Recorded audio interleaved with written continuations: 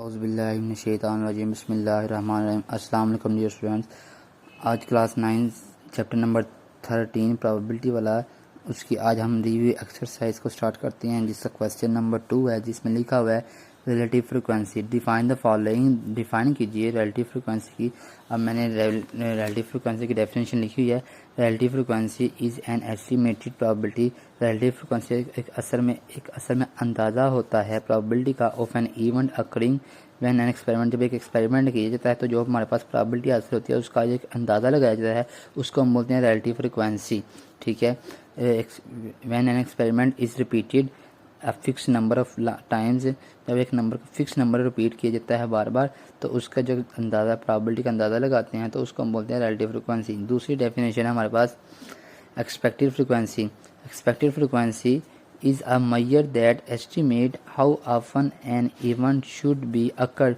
कि expected frequency is a measure पे expected frequency की नुमाइश की जाती है that estimate एक अंदाजे से how often an event should be occurred कि एक इवेंट कितना असरअंदाज हो रहा है, डिपेंड ऑन प्रोबेबिलिटी के ऊपर डिपेंड करता है कि एक इवेंट कितना मेंशन हो रहा है, जाहिर हो रहा है, तो उसको हम बोलते हैं एक्सपेक्टेड फ्रिक्वेंसी जब हम उसकी नुमाइश करते हैं। तो अब कहते हैं एक्सपेक्टेड फ्रिक्वेंसी मालूम करने का असल में फार्मूला क्या है। याद रखिएगा, एक लफ्ज़ है प्रोबेबिलिटी। ठीक है, ये प्रोबेबिलिटी लाजमन मेंशन होगा जब हम उसका फार्मूला, जब हम एक्सपेक्टेड फ्रिक्वेंसी फाइंड करेंगे। तो expected frequency is a found by using following method. की एक्सपेक्टेड फ्रिक्वेंसी को दर्ज झैल मेथड से फाइंड किया जाता है। मेथड क्या है?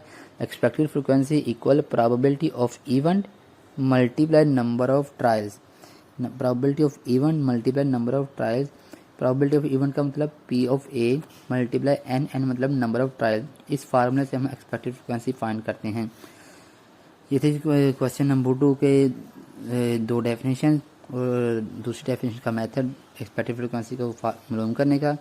अब क्वेश्चन नंबर 3 है, जिसमें कहते हैं an urn contain 10 red balls 5 green balls and 8 blue balls. कि हमारे पास 10 रेड बॉल हैं, 5 ग्रीन बॉल हैं और 8 ब्लू बॉल्स हैं।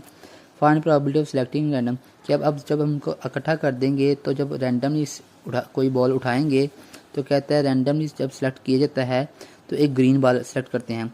अब ग्रीन बॉल की प्रोबेबिलिटी निकालिए। कहता है find probability of selecting at random green ball. एक ग्रीन बॉल की प्रोबेबिलिटी फाइंड कीजिए। फिर कहता है कि रेड बॉल की प्रोबेबिलिटी फाइंड कीजिए। फिर कहता है ब्लू बॉल की प्रोबेबिलिटी फाइंड कीजिए। नॉट आ रेड बॉल जो कि रेड बॉल है उसकी प्रोबेबिलिटी फाइंड नहीं करनी, बाकी सबकी प्रोबेबिलिटी फाइंड करनी है। फिर कहते हैं नॉट अ ग्रीन बॉल की प्रोबेबिलिटी फाइंड नहीं करनी, बाकी सबकी प्रोबेबिलिटी फाइंड करनी है। तो इसको लेते हुए हम सॉल्व करते हैं। अब क्वेश्चन नंबर 3 को देखिए। हमारे पास total number of red balls 10, तो number of red balls 10, number of green ball जो हैं 5 और ब्लू बॉल्स 8 हैं। अब पहली थी किसकी probability, find the probability of selecting at random a green ball. एक ग्रीन बॉल की प्रोबेबिलिटी फाइंड करनी है, तो मैंने लिख दिया a green ball selected random probability. कि हम प्रोबेबिलिटी फाइंड कर रहे हैं ग्रीन बॉल की रैंडम जब सेलेक्ट करते हैं। तो देखें टोटल नंबर ऑफ बॉल्स, हमारे पास टोटल नंबर ऑफ बॉल्स जब रेड ग्रीन और ब्लू इकट्ठे टोटल नंबर ऑफ बॉल्स हमारे पास बनती हैं 23। ठीक हो गया। अब प्रोबेबिलिटी फाइंड करनी है ग्रीन की, तो ग्रीन हमारे पास कितनी है, नंबर ऑफ ग्रीन बॉल्स 5, तो एन नंबर ऑफ ग्रीन के प्रोबेबिलिटी ऑफ ग्रीन की हमने फाइंड करनी, तो N of G over N of T. तो 5 ग्रीन बॉल्स हमारे पास 5 है और टोटल हमारे पास 23 है, तो ये हमारे पास प्रोबेबिलिटी आ गई नंबर ऑफ ग्रीन बॉल की जब हम रैंडमली सेलेक्ट करते हैं। अब इसी तरह कहते हैं कि रेड बॉल की प्रोबेबिलिटी फाइंड कीजिए। तो रेड हमारे पास कितनी है 10 और टोटल हमारे पास है 23, तो 10 ओवर 23। अब इसी तरह अब ब्लू बॉल की प्रोबेबिलिटी फाइंड करनी है, तो ब्लू बॉल हमारे पास कितनी है 8 और टोटल बॉल हमारे पास 23, तो 8 ओवर 23 आ गया। N of B over N of T, ये प्रोबेबिलिटी का फार्मूले के मुताबिक। अब 4 वाला पार्ट है नॉट अ रेड बॉल, कि रेड बॉल को शामिल नहीं करना है।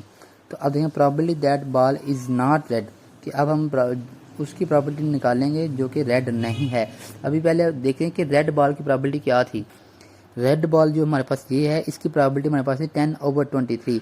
हमारे पास पी ऑफ आर जो है 10 ओवर 23 है, हमें इसकी प्रोबेबिलिटी नहीं फाइंड करनी। तो प्रोबेबिलिटी ना फाइंड करने का फार्मूला हमारे पास होता है फार्मूला जो होता है P of A complement 1 minus P of A, ये तब इस्तेमाल होता है जब हम कहते हैं नॉट का लफ्ज़ आ जाए तो हम P of A complement equal 1 minus P of A कहते हैं। तो यहाँ भी उसमें नॉट और रेड बॉल, तो रेड बॉल को शामिल नहीं करना, तो वो इसका मतलब क्या है कि नॉट जब आ जाए तो 1 minus P of A, P of A का मतलब ये प्रोबेबिलिटी है, -1 कर दे तो फिर ये नॉट प्रोबेबिलिटी का आ जाएगा।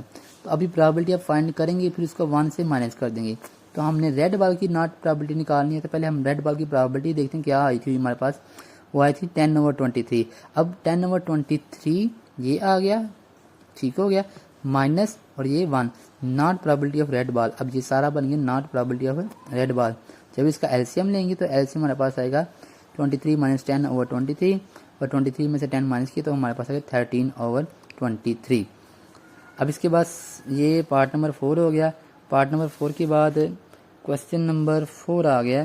क्वेश्चन नंबर 4 है जिसमें क्वेश्चन नंबर 4 से पहले एक और पार्ट रहता था, सॉरी, वो है not a green ball. Red ball की तो प्रोबेबिलिटी, अब नॉट अ ग्रीन बॉल 5 वाला पार्ट है उसकी नॉट अ ग्रीन बॉल, ठीक है। तो प्रोबेबिलिटी ऑफ ग्रीन बॉल की हमारे पास क्या थी, ग्रीन बॉल की जो प्रोबेबिलिटी है वो हमारे पास थी कि प्रोबेबिलिटी ऑफ ग्रीन बॉल 5/23 थी, ठीक है। तो हमें उसकी प्रोबेबिलिटी नहीं फाइंड करनी, तो हम लिखेंगे probability that ball is not green, तो उसकी प्रोबेबिलिटी कैसे कि 1 माइनस पी ऑफ जी, ठीक है। पी ऑफ जी मतलब प्रोबेबिलिटी ऑफ ग्रीन माइनस कर देंगे 1 से, तो प्रोबेबिलिटी ऑफ ग्रीन की हमारे पास क्या थी 5/23। तो हम यहाँ पर लिखेंगे 1 माइनस 5/23।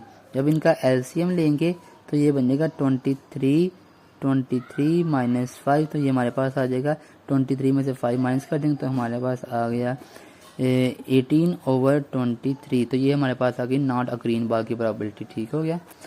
तो अब क्वेश्चन नंबर 4 हम करते हैं।